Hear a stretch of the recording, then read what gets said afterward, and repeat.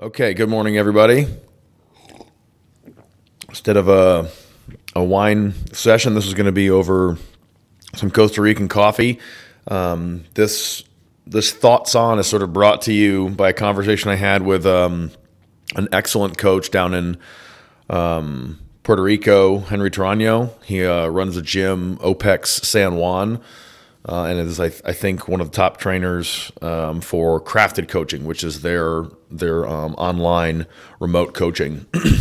He had brought me in for a course, runs an unbelievably well-organized and incredible gym in San Juan.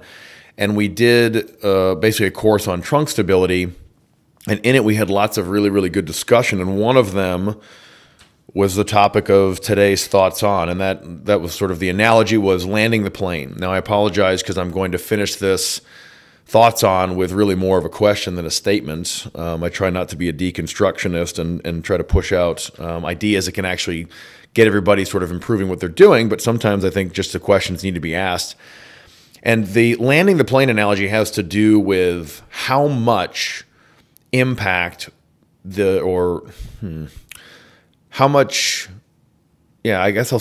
impact comes from the way the athlete actually does the things they're told to do. So there's a disconnect, right? The coach can tell the athlete, hey, you need to do 5 sets of 5 at 80% in the back squat or whatever. But then the exact way that the athlete works on that movement, does that movement, the contractions, everything. There's a huge amount of variance there between athletes, right? How they do it, what they're feeling, what they're thinking. And so the landing the plane analogy comes from the coach is more like the control tower, right? They can get the plane close, they can get it in line, they can show them where the runway is, but then the athlete is the one that really has to take on the onus and land the plane, okay? And I think back to my career. I was lucky enough to work with the late great Judd Logan, that I'll talk about later on here. But he was able to sort of. I basically was coached by a guy who was training for 2 Olympic teams, so I got to watch him. And I think I learned a lot from that. But this idea of getting or recognizing and identifying how much the athlete actually has control over, on a microscopic level in between the reps, between what the coach is saying is really, really important. So, I think back, one of the things that Henry said in our conversation was that, programming is an educated guess.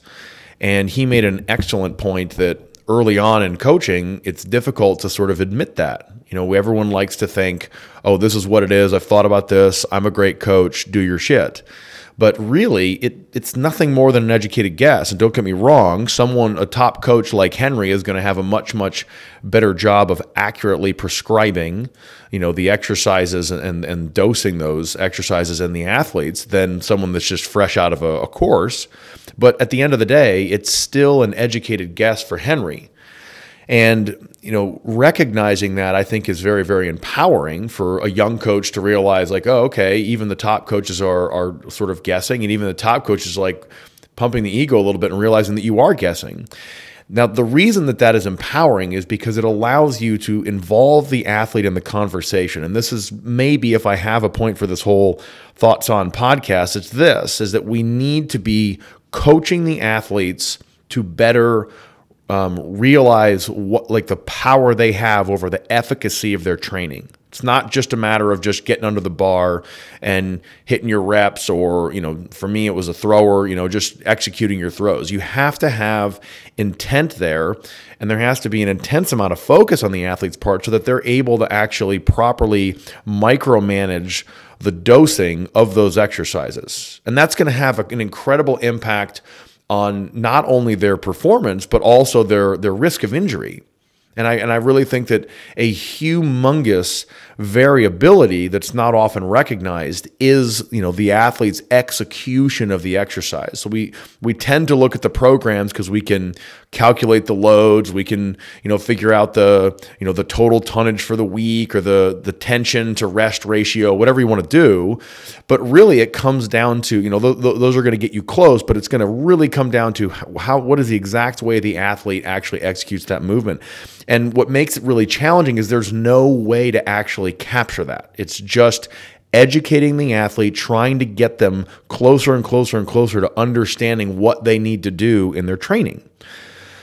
Now, that being said, I think the better coaches are able to more accurately not only write out a program, but as you will find, or as anyone has found who's been in the profession for more than a minute, is that you can write these pretty programs, but almost without fail, something comes up. Ooh, my shoulder's bugging me, or I've got a class that falls at this time, or man, I can only really fit my training within a 45-minute window. So something comes up, and then now it's our responsibility to actually modify the workouts.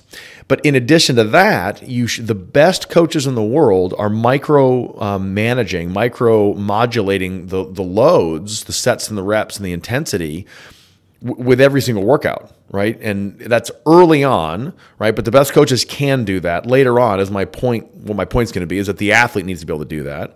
But early on, we need guidance, okay? So I think back to my first year at Ashland University, where I was training with Judd. I remember just being blown away that he could guess the weight that I could go up in like a squat or a clean better than I could. And I would say I have an above average body awareness, but at that time it wasn't calibrated, so I had no idea. I would do a set and I was like, I don't know, what should I go up, like 5 pounds? And he's like, no, go up 30. I was just way off. So early on in the process, I needed Judd's advice, Judd's guidance to get me more accurately on the proper dose for the exercise. But as I kept training, both with him and then after training with him, when I went into coaching, I got better and better and better at it, because now the coach is no longer guiding and guessing, so to speak. I'm able to precisely land the plane. Now that took, the better part of, maybe a decade, who knows, but certainly 4 or 5 years before I really was able to read my body and know what I could do and how I could change things on a daily basis. Another story just to kind of ties in Ashland again, but with really, really good coaches modulating the workouts, right within the workout. And that's, I remember Bill Gallagher was the head coach when I was there, and he might have his distance runners doing threshold runs, right? So that's running, at the pace that you're aerobically clearing what you're lactically producing. So it's a really, really effective way to train, but it's hard. And you only want to train the athlete as hard as they can recover, right? So we don't want to just keep pushing the athlete beyond that point of recovery, because depending on how far you go past that line, they may actually get injured, or they're just going to slowly get beat down. And he was a master at watching the athletes do these runs, these threshold runs, and it wasn't this prescribed thing of, all right, everybody's doing 3 miles. It was like, you're going to do 1 to 5 miles, somewhere in that range. And it wasn't like the advanced athletes who had been training with him for years are going to do 5, and the freshmen are going to do 1. It's everyone's going to do 1 to 5, and it just depends. So then he's watching, and you'd see, I don't know what he was seeing, what he was identifying, but he would, with the athlete, we're indoors, mind you, and he would like walk next to the athlete, walk by there near him, and then watch the athlete to see something, and then he would say, okay, Rich, you're done, get off the track. And it might have been 6 laps in, in that track it's an 11 lap per mile, but he would just cut them off. It didn't have to be right at a clean mile, like, oh, you did 1, you did 2, you did 3. It's the moment that he felt like they were beyond their point of no return, he pulled them off the track.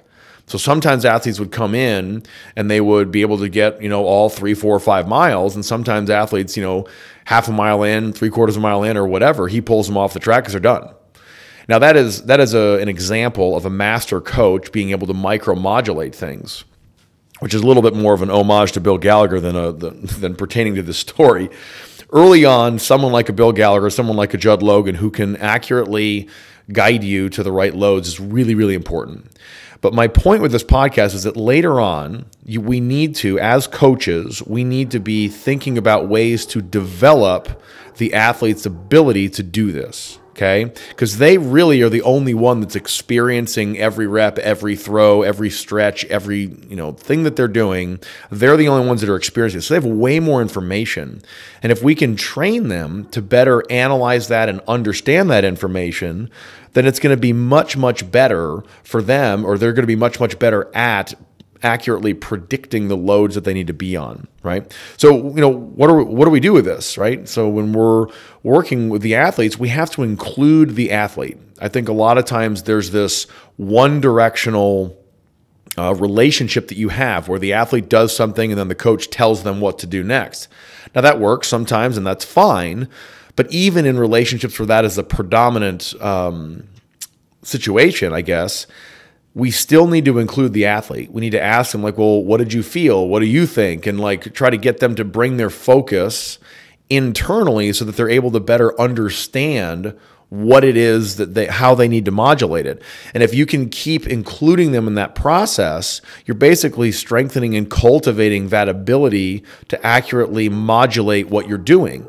And that doesn't just come down to how many sets and reps are you going to do that day. That might come down to, your load. That might come down to the individual reps within the load. What exactly are you doing? How are you actually executing these movements, right? I could do a whole other section about what the athlete's doing, which, gets into just the creativity of the technique and what are they actually feeling. Some athletes have a great ability to feel that, some don't. And whether someone is more responds well to external cues or internal cues, I think doesn't matter. Whether you're almost 100% visual and you need external cues, we still need to train internal awareness.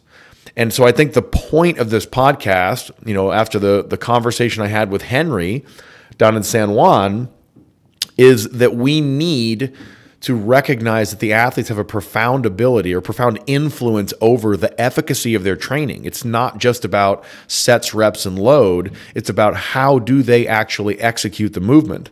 So the next time that you're working with an athlete or you have a program, realize that the program is just an educated guess. And the more that you can develop a relationship with the athlete and cultivate their ability to actually micromanage that stuff, I think the more effective the programming is going to be. So that's I guess I was able to talk myself into a point there.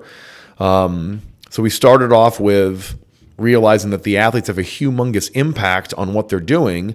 And at the end, I think that it's just really, really important that we don't have this unidirectional relationship where the coaches are just telling the athletes what to do. We need to be getting input from the coaches. I've also, it can push you to a previous podcast that I did on measuring metrics. So that has to do with subjective and objective data that we can use. So I think somewhere the combination between what I talked about in that previous podcast and this might bring the coach and athlete relationship to be much, much more successful. So give that a try. Throw me some comments if you have any. I would love to hear what you guys have to say. And a huge thanks to Henry for just great questions and a great conversation. See you next time.